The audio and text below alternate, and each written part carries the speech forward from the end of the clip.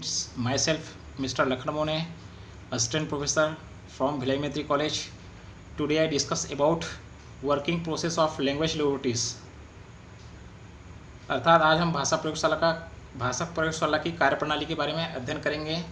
कल की वीडियो में आपने भाषा प्रयोगशाला के अर्थ, परिभाषा एवं उसके कौन कौन से अनुभाग है इसके बारे में विस्तार से अध्ययन किए। आज हम इसकी कार्यप्रणाली के बारे में विस्तार से अध्ययन करते हैं। तो देखते हैं भाषा प्रयोगशाला की कार्यप्रणाली क्या है। सबसे पहले भाषा प्रयोगशाला की कार्यप्रणाली बहुत ही विकसित और बहुत अच्छी मानी जाती है। जनरली आपने देखा होगा कि आप उसकी अर्थ, परिभाषा एवं अनुभाग के आधार पे इतना तो समझ गए होंगे कि उसकी कार्यप्रणाली कैसी होगी। तो आइए देखते हैं भाषा प्रयोगशाला की कार्यप्रणाली। किसी भाषा प्रयोगशाला की कार्यप्रणाली उस भाषा प्रयोगशाला में उपलब्ध उपकरणों की मात्रा तथा गुणों पर निर्भर करता है। इस भाषा प्रयोगशाला में जितने उपकरण उपलब्ध होंगे उनका व्यवस्थापन और संचालन प्रक्रिया उन्हीं के अनुरूप करना होता है। विविध प्रकार के प्रक्षेपकों अर्थात प्रोजेक्टर से आवश्यकतानुसार कक्षा स्तर के अनुरूप सामग्री का प्रक्षेपण किया जाता है। कमरे में दृश्य सामग्री के प्रक्षेपण अर्थात प्रोजेक्शन के समय पर्याप्त अंधेरा होना आवश्यक होता है। प्रायः मॉनिटर कक्ष में यह व्यवस्था रखी जाती है।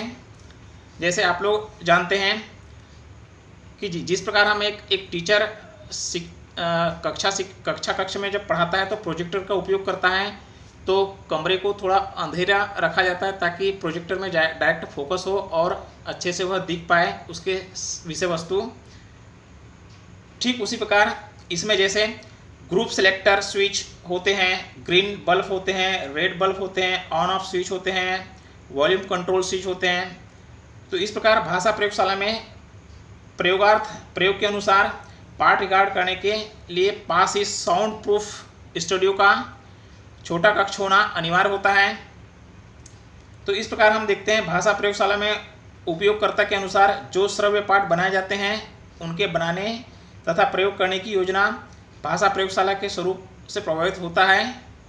इसकी कार्यप्रणाली कुछ अलग है। पहला इसकी कार्यप्रणाली यह है कि अध्यापक तथा परामर्शदाता मास्टर टेप का प्रयोग करता है, जिससे प्रत्येक कोष्ठ में विद्यमान टेप द्वारा आवाज़ों को रिकॉर्ड कर लिया जाता है।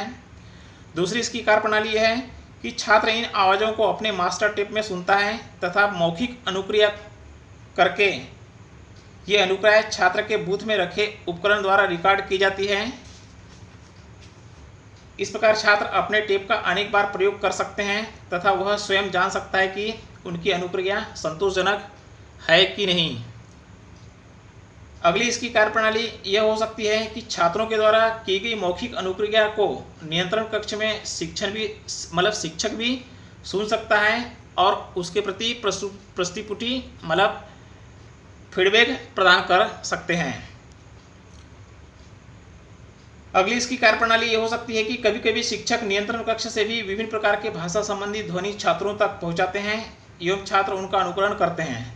तो इस प्रकार कुल मिलाकर के भाषा प्रयोगशाला की कार्यप्रणाली शिक्षक और स्टूडेंट तक के सीमित होती है और यहाँ पे परामर्शदाता का भी प्रमुख रोल होता है।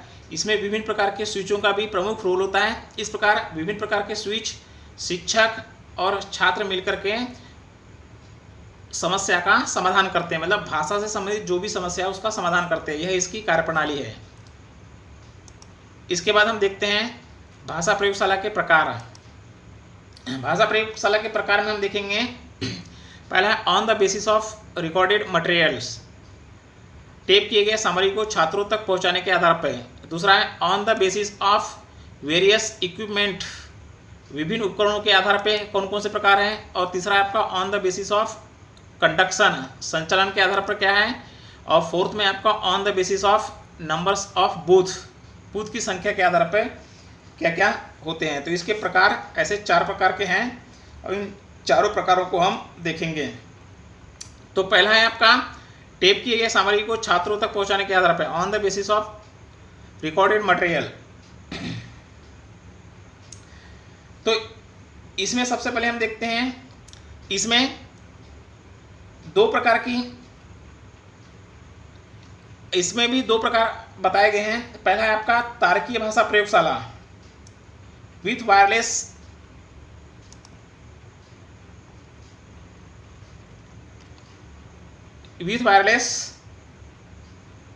Language laboratories.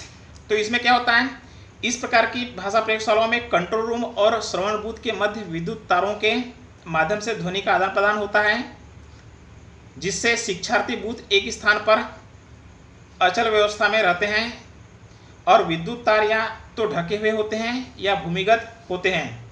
अधिकतम भाषा प्रयोगशालाएं तारयुक्त होती है, ये पहला प्रकार है। दूसरा इसमें है तार रहित भाषा प्रयोगशाला, वायरलेस लैंग्वेज लेबोरेटरीज जिसको हम बोलते हैं।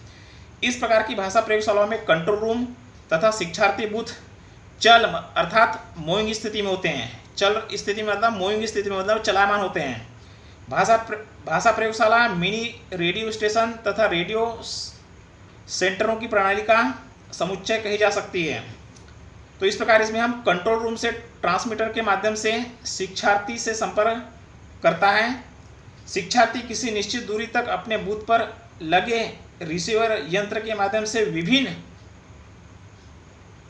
फंक्शन मतलब विभिन्न आवृत्तियों पर पाठ्य सामग्री को ग्रहण कर सकता है, अर्थात विभिन्न फ्रीक्वेंसीज के आधार पर। फ्रीक्वेंसीज मतलब यहाँ पे उसका मतलब आवृत्ति बताया गया है, पर पाठ्य सामग्री को ग्रहण कर सकता है। तो इस प्रकार इसमें दो है, तारकीय भाषा प्रयोगशाला और दूसरा तार रहित भाषा प्रयोगशाला। अब हम दूसरे पॉइंट में चलते हैं। दूसरा पॉइंट है हमारा विभिन्न उपकरणों के आधार पर, on the basis of various equipment.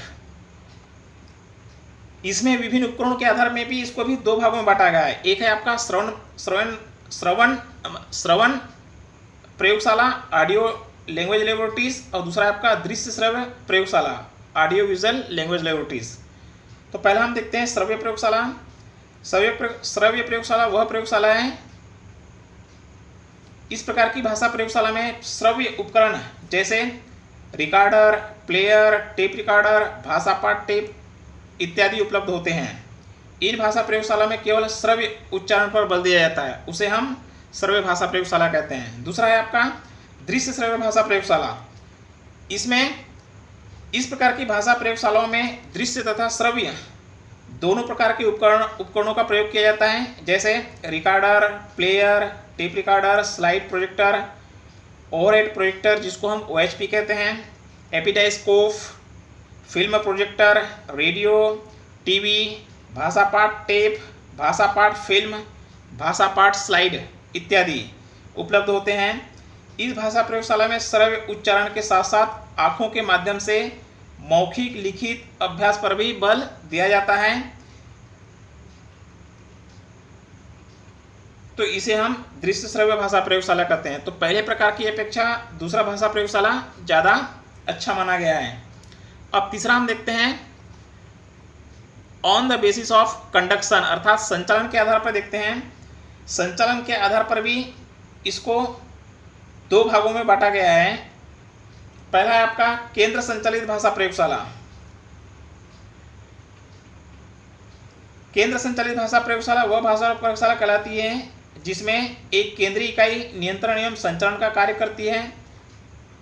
प्रसारण केंद्र से होता है, इसमें जो भी प्रसारण होता है वह प्रसारण केंद्र से होता है, और प्रसारित भाषा पाठ को शिक्षार्थी अपने ईयरफोन के माध्यम से सुनते हैं, जिसको हम केंद्र संचालित भाषा प्रयोगशाला कहते हैं।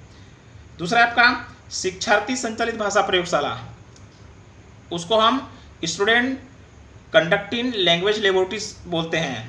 इस प्रकार की भाषा प्रयोगशालाओं में शिक्षार्थी अर्थात विद्यार्थी अपने बूथ में लगे दोहरे ट्रैक वाले टेप रिकॉर्डर, ईयरफोन और माइक्रोफोन के सहारे अपनी आवश्यकता के अनुसार अपना टेप रिकॉर्डर चालू कर स्वतंत्र रूप से भाषा पाठ सुन सकता है तथा अपने उच्चारण को अपने टेप में टेपांकित कर पुनः उसको सुन सकता है, जिसको हम शिक्षार्थी संचालित भाषा प्रयोगशाला कहते हैं।